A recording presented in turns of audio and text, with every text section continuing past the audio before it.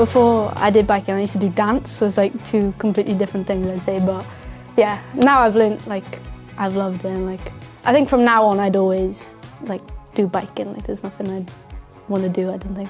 I think it's like when I started getting better and doing more things, like I just love the feel of like achieving something like in the day, like doing a big drop. Yeah, sometimes I find it hard to judge how fast I'm actually going. In a race, like sometimes in practice, like I'll follow my friends or something and then I know I'm actually going at a decent pace, but then I find it hard to judge myself. But yeah, I never like feel like, sometimes I feel like, oh God, like I'm going too fast, but yeah, I might fall or something, but yeah. Yeah, my family feel really happy for me and excited, and they love coming away too and like seeing everything and stuff.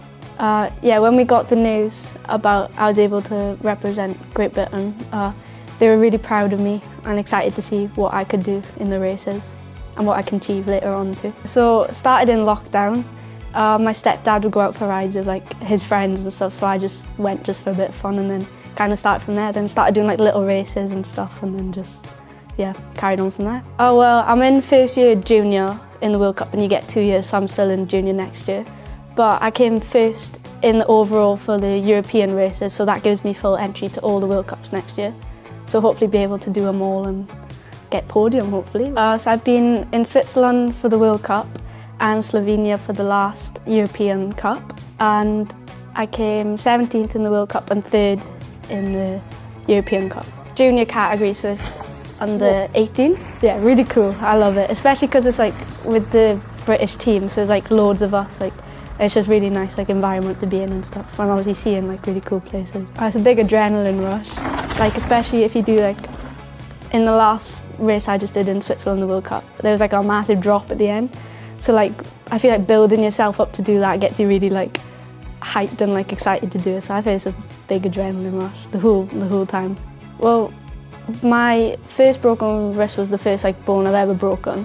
So I was a bit like, didn't know what to expect or anything, but because it was at the start of the season, so I missed out on the first few races. So I was a bit like worried about obviously how I'd be when I get back, like I'd be a bit slower and whatever. But when he actually came back then, it was just like so happy to be back and stuff. It was just like it didn't really happen, but still get a bit of like jip in it sometimes, like it's still a bit weak and stuff, but because I've had a bit of like a ongoing hip issue too, because I like crashed on the same hip like quite a few times, so it's just a bit weak, I'd say, but yeah.